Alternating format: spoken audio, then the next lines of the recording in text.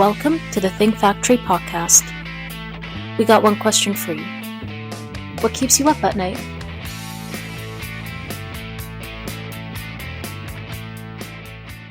So welcome back to the Think Factory podcast. And I'm your host, Chris Santomassimo from OGC Solutions. And of course, we power the Think Factory podcast.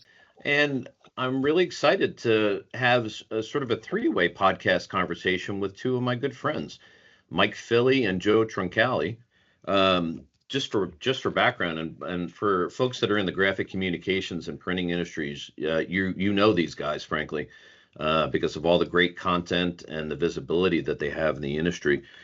Mike Philie is the founder and principal of the Philie Group, and Joe Truncale is the founder and principal of Alexander Joseph and Associates. Guys, I'm really excited to have a conversation today. So welcome to the podcast. Thanks, Chris. No, it's great to have you guys. And we met thanks to the, as I said, the great content that you're always publishing on a super regular basis. I've just been impressed with your insights and some of the great things that you're doing. I'd love for folks to introduce yourselves and your companies, or frankly, reintroduce yourselves to folks, because I'm sure they already know you. And one thing I want to make sure we cover is the good work that you're doing with the GCLI, which is the Graphic Communications Leadership Institute. So, Joe, take it away. Chris, so I've had very fortunate, a long career in the printing industry, starting, it's hard to believe. It'll be 40 years ago. In December 1984, I went to work for NAPL, which at the time was the National Association of Printers and Lithographers. And I was hired as Director of Member Relations, which meant that I was National Sales Manager in effect. So traveled all over the country, visiting printing companies, calling on them, signing up members, and we reached the highest number of members in the history of the association, which started in 1933, by the way. And then from there, was asked to oversee our consulting program, which primarily consisted of financial consulting and budget alley cost rates, that sort of thing. And then was promoted to executive vice president. I did that for 10 years. And then when Greg Van Wert, the guy who hired me, retired, I became president and CEO, which I did for 10 years. And during that time, we transitioned and started to focus more on consulting services in a variety of disciplines. I chased Mike Philie around for a year, trying to convince him that he'd be better off with us than on his own. And not sure how good a salesman I am, but we finally did get Mike to join us, and he made a big impact on our operation right away. And we felt, Chris, there was a big need. The industry was undergoing transition. Ownership was trying to understand what they do next, where they invest, what they do, how they structure the organization, what kind of products and services they can transition into. And so there was a lot to digest for owners of these printing companies who had done pretty much the same sort of thing anyway, the same way for a long time, and made a pretty good living at it. So we were able to bring in some expertise and some help. And sometimes, honestly, Chris, and Mike can tell you this, you own a business, an independent business owner, even if you've got partners or a senior team, there aren't a lot of people around for them to talk to. I mean, really talk to about the things they're worried about, the decisions they make that they question themselves about. So having an experienced, willing listener, someone who can listen without judgment or emotion, can be very, very helpful, we found out. So when I left NAPL to go to the Public Relations Society, I did that for 5 years and started consulting back in the printing industry again, and it's been very rewarding. Some great people I get to work with. So anyway, that's my story. I'm sticking to it. Mike?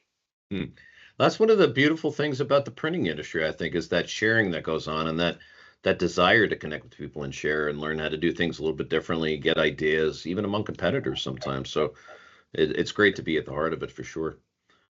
Mike, tell us a little bit about yourself.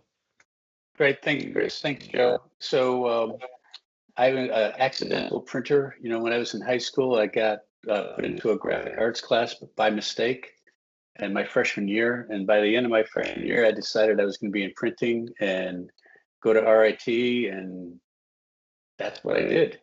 And it's never looked back. I spent 28 years in the industry, a variety of different roles, sales, leadership. Kind of finished up, I was president of a company. And one of the things that I found along the way is that I like to solve problems. I like to thought of myself as a good leader. Maybe others would say different. But to collect a group of people and to get them to go in a unified direction. And I like that. So back in 2007, I decided to switch gears and get out of the printing industry at a printing company and start a consulting business. And started off on my own.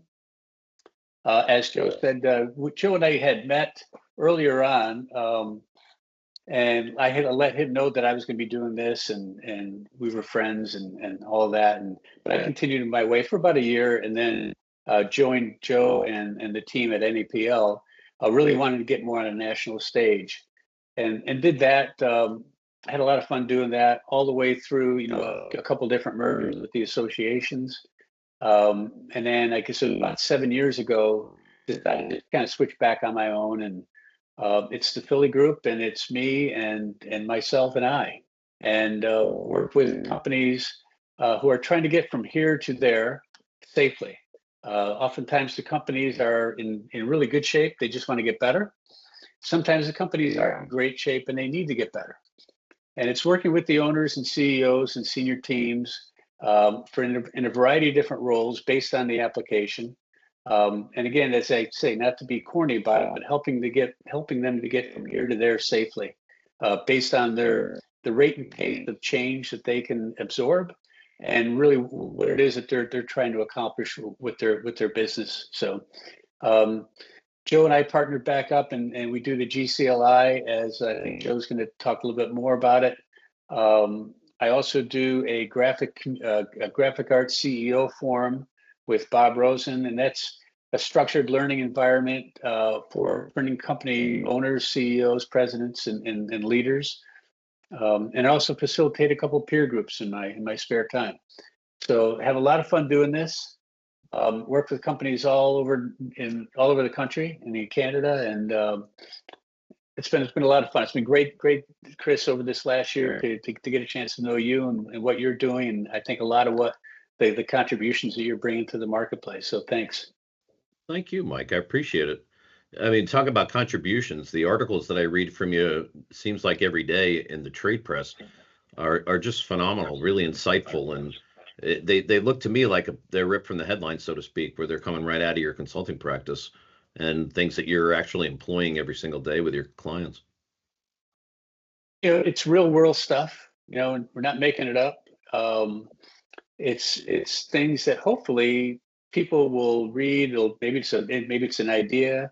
Oftentimes it's an idea they already have, and maybe they just need validation, right? Something that maybe will spark them to hopefully play the true potential their company has. That's another one of my big things. Some companies are built for speed, and some others are not, perhaps. Based on the resources they have, the goals and aspirations of the owner. So not everybody wants to grow by 15 or 20% every year. Doesn't make them a bad company by any means. But what is it that you really want to do? What have you invested in? What is your potential of the checks that you've already written? And I use that expression a lot, right? You've already written a check. You might as well take advantage of it and capitalize on it. No, agreed. Because goals are different for each company that you work with, for sure. And this is maybe a question for both you and Joe. When you get started with a new client, whether they're successful or troubled, what's the best way, or what's over the course of your experience, what's the best way to get people moving down the right path? Well, I can take the first cut at that one. The first challenge that I have that I've learned to overcome in this business anyway of consulting, which is different than running an operation, quite a bit different, is to suspend my assumptions walking in the door. There's a tendency sometimes to think, okay, I think I understand what's going on here, or I'll bet I know what's going on here, and jump immediately to a solution. We used to talk about this all the time in our consulting group at NAPL. We used to say, copy the strategy, not the tactic. The strategy is what you're trying to get done. The tactics are the specific steps involved, and some of those tactics might work well in one environment and might be disastrous in another. So it's that, and then also knowing the right questions to ask, and then having the patience to listen, really listen, like I said earlier, without judgment or emotion, to their response, and get them talking about what's going on inside their business. And there are a series of questions that we can use to kind of get at that, and really just get them talking about them and their business. And through that, you'll uncover pretty quickly what's really going on inside the operation there, what the challenges are, what the concerns are, and so forth. And then you can start to craft possible solutions later on. But it really just starts with going in, suspending your assumptions, asking the right questions, listening to what they have to say. And like Mike said, even high performing companies want to get better. Companies that are doing just okay, they feel the need to improve. And companies that are struggling really feel like, the clock's ticking and they're running out of time and running out of options.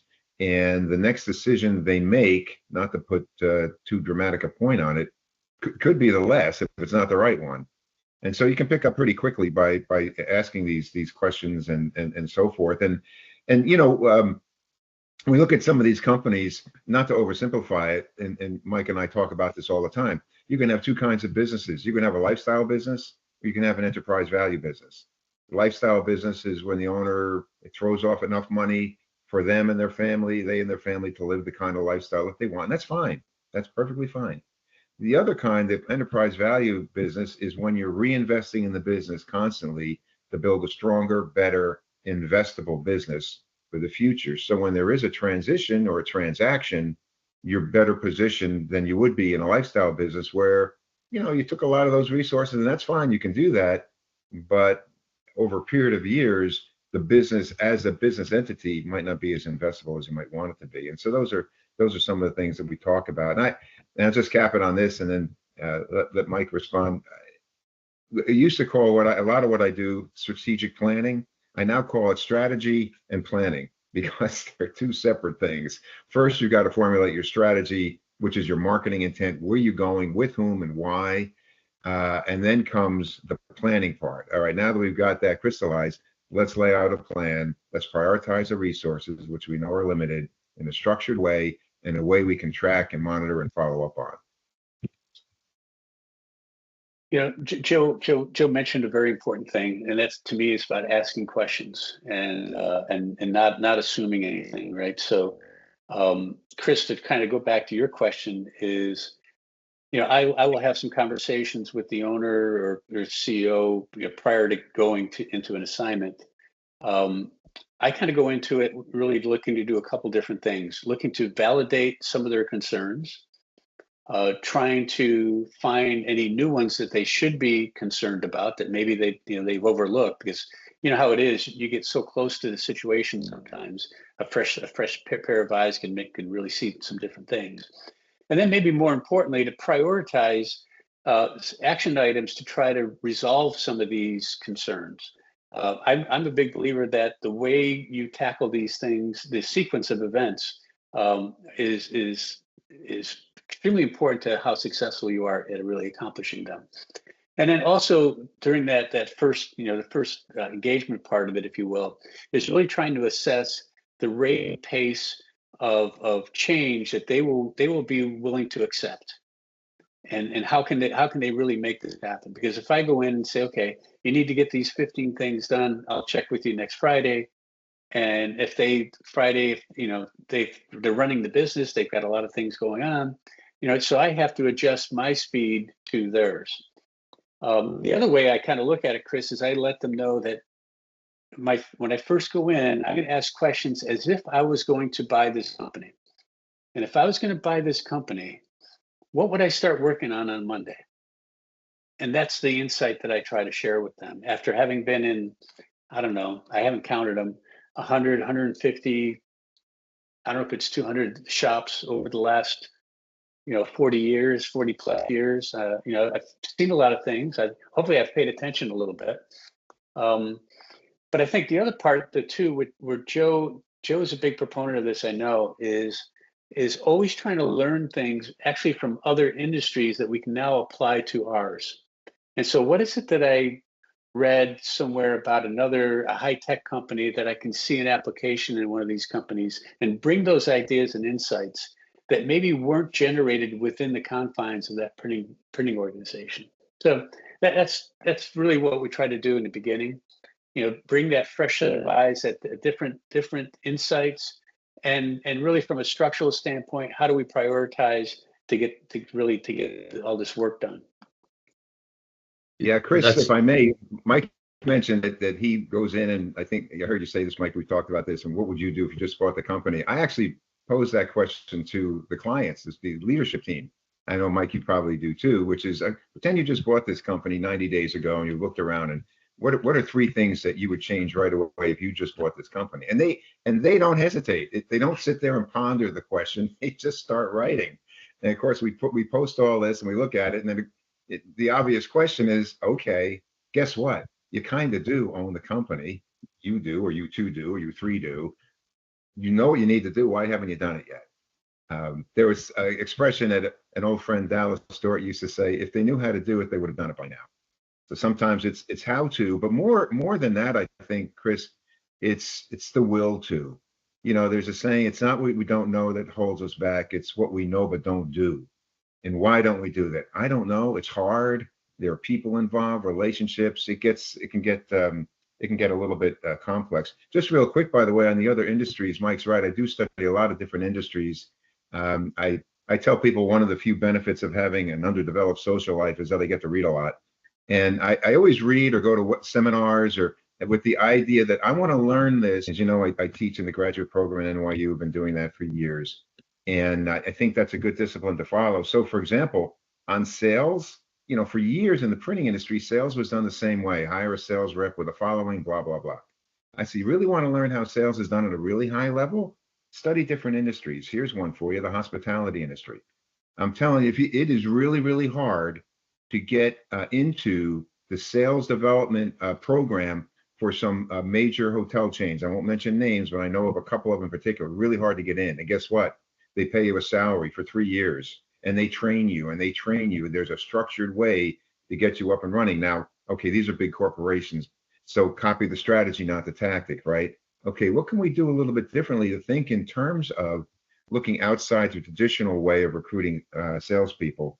So, yeah, I do think it's helpful to the peer groups like Mike run are great because people who know the industry and they don't compete because they're from different geographic regions. It's structured that way. But sometimes picking up your head and looking around and saying, there are a lot of other industries that really got it figured out. By the way, pharmaceutical sales used to be one, but that's changed dramatically now. for sure. It was a lot easier to be a pharma rep 15 years ago than it is now, for sure. But I agree with everything that you folks said. It's about really eliciting, the information from your client, and about walking around and absorbing, right, and being able to, develop that plan. But more importantly, you have to let them develop the plan. I would think that once you've got this process underway where you're trying to set new objectives, or set an objective and coming up with a strategy, how do you get buy-in among the folks, the stakeholders at the client? Because quite often, I'm assuming that you're going to get a combination of a few issues that people agree on. Maybe they haven't been able to figure out how to do it, but then there's going to be different positions among different folks that might conflict with one another. So how do you reconcile those, and how do you come up with a cohesive plan that everybody buys? I'll jump in. For me, anyway, one of my a prerequisite is that the leader, owner, CEO of the business has to be involved in whatever it is that we're doing. If they're not involved, when I leave, then everything kind of goes back to normal, right? It doesn't change. So there needs to be some buy-in from them, and involvement is first and foremost.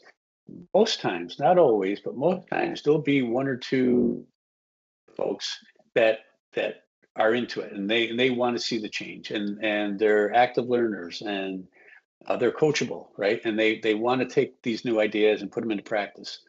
What I've learned is that it's more important to get some shorter wins with some of those folks, and then let everybody else see the successes we're having, or see the transition we're having, and then they'll say, okay, well, now maybe I'll try it.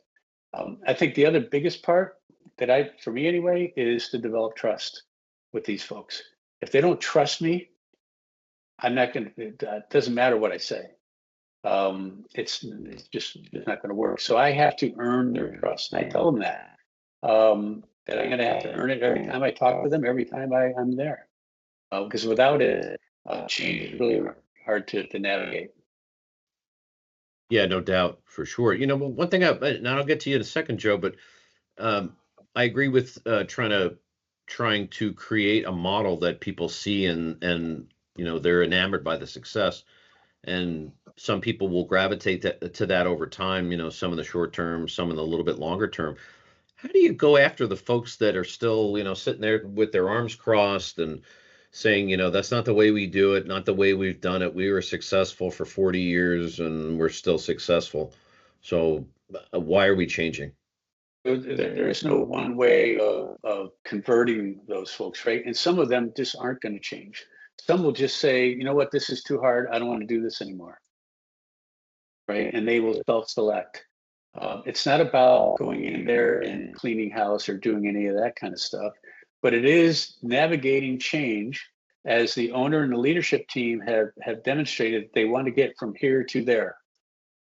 That's not negotiable. I mean, we need to do that, right? And we're going to do it in a way that hopefully everybody can participate in.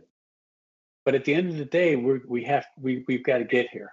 Otherwise, they're wasting my time and their money, right, to try to navigate these changes that they want to put into place. It doesn't mean you're forcing anybody to do anything, but it becomes a mandate that we need to get there. Now, how do we do that in such a way that tries to get everybody to buy in as much as possible? Because the goal isn't to go in and alienate everybody. That's not the point, because you're not going to get anything done. So you really I go back to trying to earn their trust as best I can.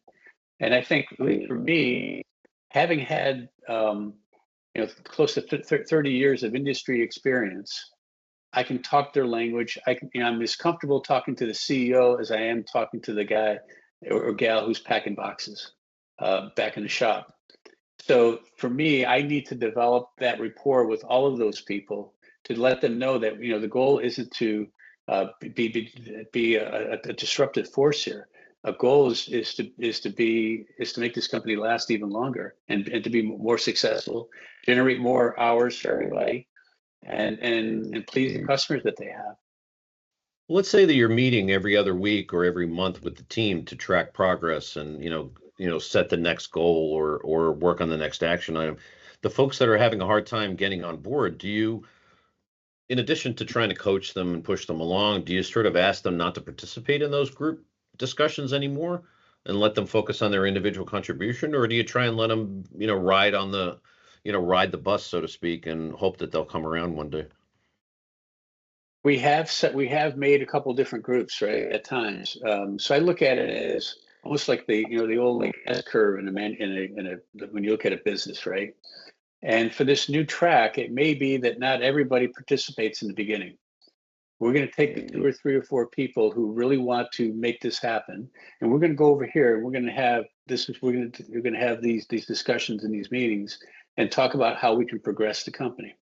Everybody is invited to come here, but they need to understand if they come to this other meeting or this other group, you need to kind of follow along with that strategy. We're not going to make you do it, and if you don't want to, you can stay over here. As long as you're not disruptive and you're not putting the brakes on things. If you don't want to participate, that's fine. But we'll take the ones that do want to participate and we'll move forward with those guys. Oftentimes you'll see others that, it now becomes more on a peer-to-peer kind of thing. And they want to jump in and they want to be a part of that group. It takes time, it takes trust. It takes really trying to understanding, the people part of things. I tell people all the time, I wish I would have taken some more psych classes back in college, because it's a lot more about how to persuade people to do different things than it is nuts and bolts and, which printing plates are we going to use? Yeah, those are easy questions, for sure. Yeah. Joe, maybe this is. Go Go ahead, ahead. I Joe. just want to tie onto that if I can. One of the things before we start, I like to walk around with the CEO, owner of the company, take a tour of the plant. You don't have to twist their arm to get them to do that most of the time. And what I look for is not the equipment and so forth. I look for the way the owner interacts with the people who are on the shop floor. Does he know them by name? Does he talk to them? Does he greet them? How do they view him? You can start to pick up a kind of an essence of what the operating culture is like. And then as far as people being on board or not, there's a couple of things. I always start with a structured agenda. I call it the 3 Ps of meeting. There is the preparation that's before the meeting. So I'll send them some open questions to kind of work on. And you get a sense of who's really fully engaged and in on this from that. So that's preparation. Then there's participation. I tell the owner of the company, I may be the only one in the room who doesn't care you own the business. If you really want full collaboration, you've got to check your titles at the door. And then there's performance. After the meeting, there are going to be certain things next 90 days that we're going to tackle in pursuit of these objectives we've identified. And there's a name next to each one, not 2 names, not a department, not a committee, but one name. It doesn't mean they have to do it, but it means they own the responsibility of moving that forward over the next 90 days. Also, in every meeting, I use ground rules. I was really encouraged. One client that I work with, who you guys are both familiar with, I went back for quarterly follow up, and they took the ground rules I had written for the meeting on a chart, and they had a poster made of it and put it on their conference room for all of their meetings. And anybody can call anyone on a ground rule violation. One of them, by the way, is have the meeting here, no meetings after the meeting. And you know what I mean by that. Meetings held, and then later on, people get gathered by the water cooler or in the lunchroom or at the tavern for beers after work. And then they start to pick apart a lot of the decisions that we'll make there. We have no time for that. I call them the intellectually and emotionally impoverished. That certainly helps a lot. And the other thing I'll just mention very quickly, I don't always use them. Sometimes I do, are assessment tools like Harrison Assessment, the leadership style inventory from Human Synergistics, where I've done this with a number of clients. I'll have the CEO take it and then the 5 direct reports take it, sum up what the 5 think and compare it to what the CEO think. And so what you see is some gaps there that will play out in terms of how the team works together. And there are other team assessments we use and so forth. But yeah, Mike's right. If you're either in or out. And if you're not all the way in, then just, and I do have this conversation sometime with the CEO in advance. And, I wrote about this a while back. I think it was when the leadership team is neither, and sometimes they've got some work to do on getting the team right. I have a client that made 2 major changes around that team. And then I was just there a few weeks ago. It's like night and day, the atmosphere in the room now, because everybody's all in, or at least as much as you can hope for. For sure. One thing that I think helps sometimes, at least in my experience, which is not as broad as your collective experience for sure, but it's for those folks that are having a hard time getting on board, if you can define a project that they can succeed on, and it's gonna bring value to the overall project. Sometimes, they get a charge out of being able to contribute, and they want to then take the next project and the next one after that. But you're really focusing on their wheelhouse or the things that they do really well, and sort of elevating their confidence a little bit to take on the bigger projects. I don't know if that's part of your strategy as well. That's a great point, right?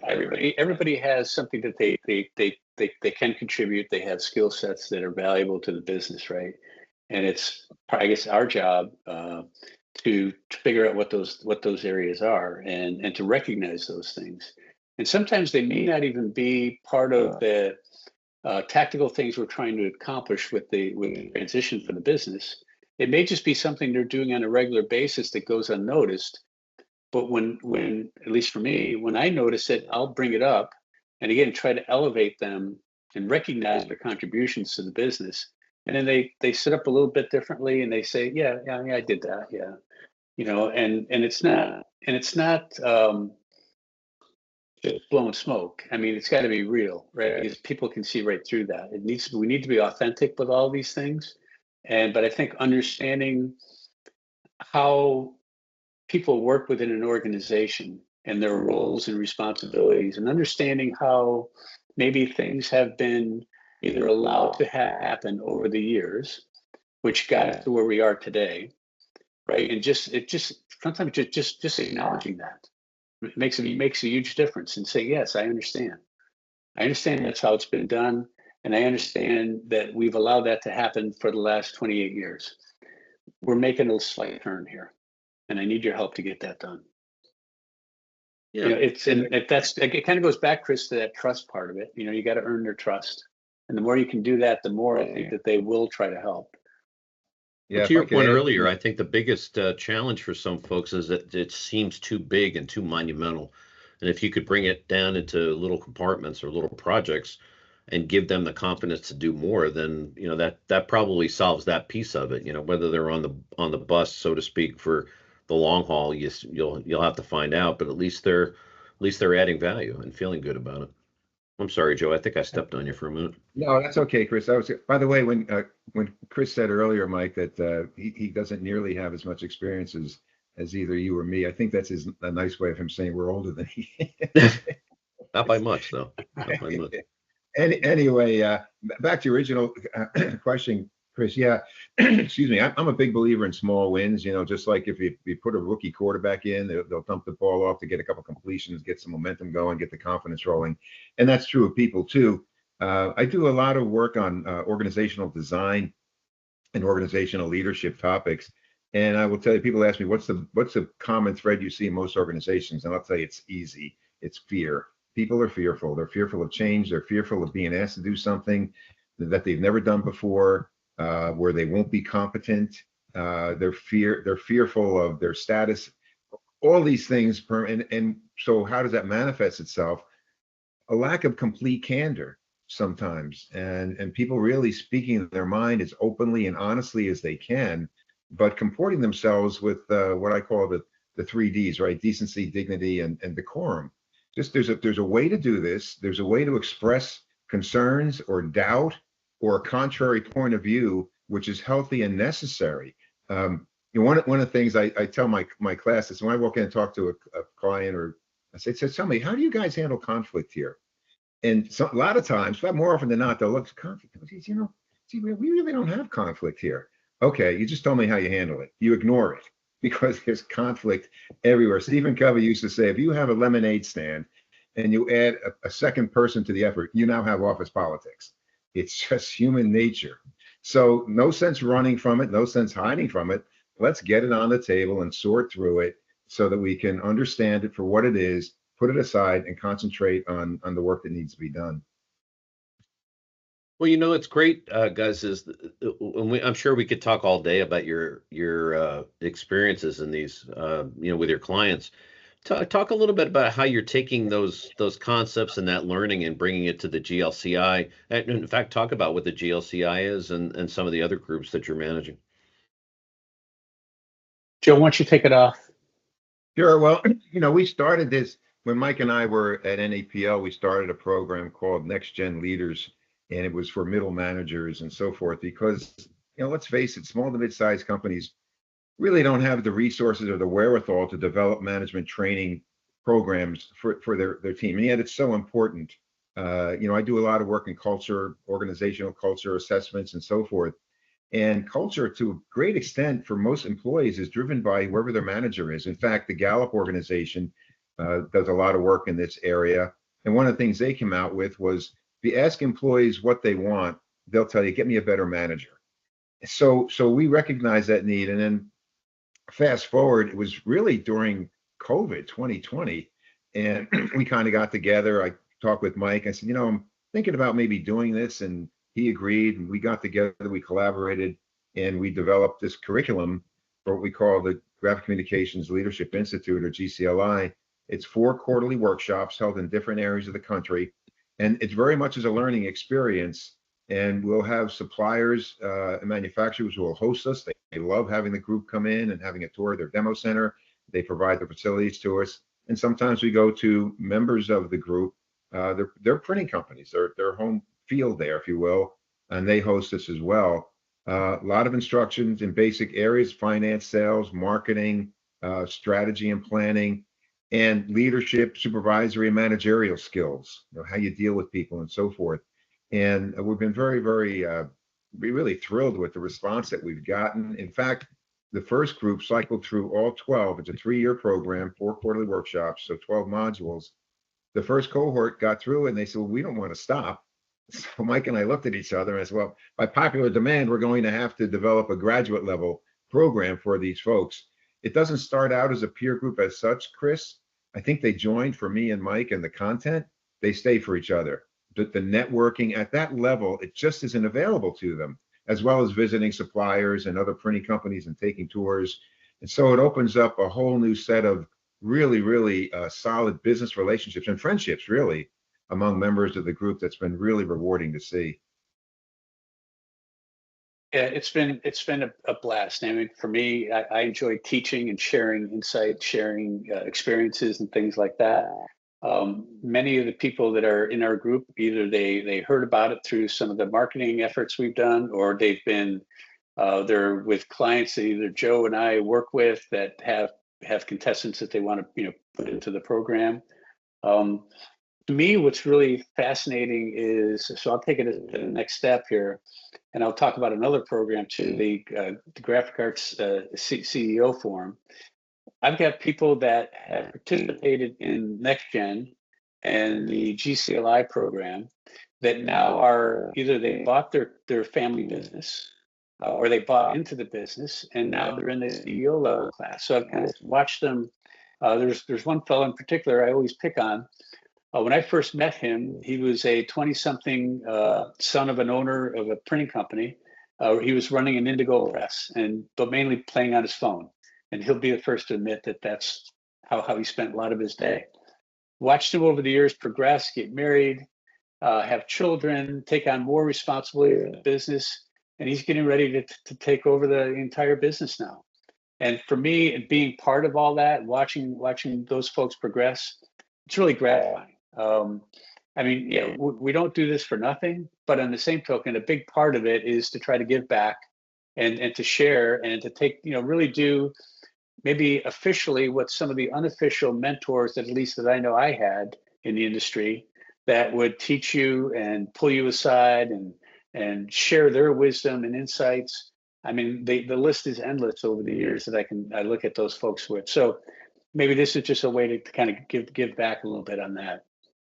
I'm curious, what was the pivot point for that client? I'm sorry to step on you there, Joe, but what was the pivot point for that client that went from playing on his phone to running the whole business? Like, where did the flash come, or the bolt of lightning hit him? I think with a lot of people, so I'll preface that by saying I coach a lot of youth sports over the years, from the little, 5-6-year-olds all the way through high school.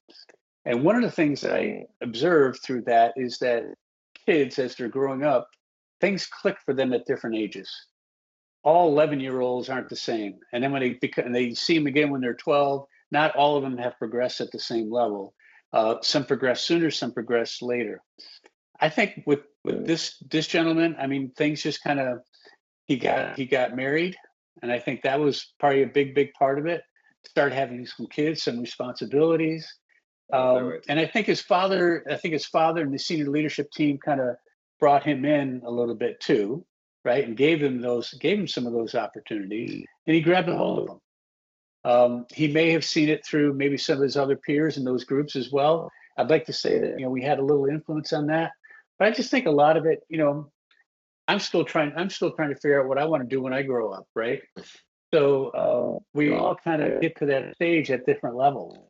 And I think for him, it was just something that he was not there yet, right? And then all of a sudden it clicked. I was going to say, Chris, just to add, the first year of GCLI, we had 2 members who got promoted to president of their company. Now, Mike and I we're pretty confident, but we're not going to take credit for that necessarily, but it does correlate. So doesn't hurt, right? Yeah, we're pretty happy about that. The response has been great. We add more people all the time, and we'll probably be starting another cohort. So Mike's right. It's just been really just a terrific experience to see, and you get a sense that the industry's in pretty good hands based on a small sample size. And I will say this about the companies that participate: they tend to self-select, and it's not by accident, Chris, that the best performing companies, big and small, send their people to GCLI. There's a reason why they're successful. They view investing in their people, they take it seriously. It's not just a slogan or throwaway phrase. They really practice what they preach in that regard. It's great to see. That's fantastic. Well, guys, I was hoping that we were going to have some time today to talk about some industry observations, but I had such a great time talking about you guys and sort of your management observations, and I'm not sure that we have time, but I'd love to set up a part 2 of this, and let's kind of share your insights that you've seen among all these companies that you work for and just being in the industry yourselves. What do you think about that? I'd love to, Yeah. Chris. Fantastic. We're not hard to find, Chris. That's for sure. I mean, that's a tribute to all the writing and the sharing that you do, which we all appreciate. Starting with Joe, tell us or tell the folks listening where they can find you guys. Well, my website is ajstrategy.com. In fact, my email there is joe@ajstrategy.com. And in fact, I mentioned meeting ground rules. If anybody would like a list, I'm happy to send it to them. Just email me at joe@ajstrategy.com, and it outlines the basic areas that my practice focuses on. And that's the best place to get in touch with me. Fantastic. How about you, Mike? Yeah, and for me, my website is philiegroup.com, and that's PHILIE group. And mphilly@philiegroup.com is the email address. I think Joe and I both write a column, a blog post for Printing Impressions. So I believe, Joe, you're on Thursdays, I'm on Wednesdays, so you can see us there, along with content and ideas and insights on both our websites. You'll see us at most of the the trade shows, the Printing United, D-Groups, those type of events. We're oftentimes there walking around. So yeah, as Joe said, we're not hard to find. Well, just in my own experience, guys, just being in your orbit and seeing and hearing some of the things that you're doing and seeing and teaching about has been really helpful and valuable. So I would encourage anybody who hears the podcast to do the same, to reach out to Joe and Mike and have those conversations. So, well, thank you again. Thanks so much for today. Yeah. Well, hopefully we'll get into routine. Maybe we'll do a Tuesday podcast from now on. Who knows? But I do appreciate all your time today and the sharing and the info. So thank you so much. And signing off for today, this is Chris Santomassimo from OGC Solutions, host of the Think Factory podcast, and we'll see you next time.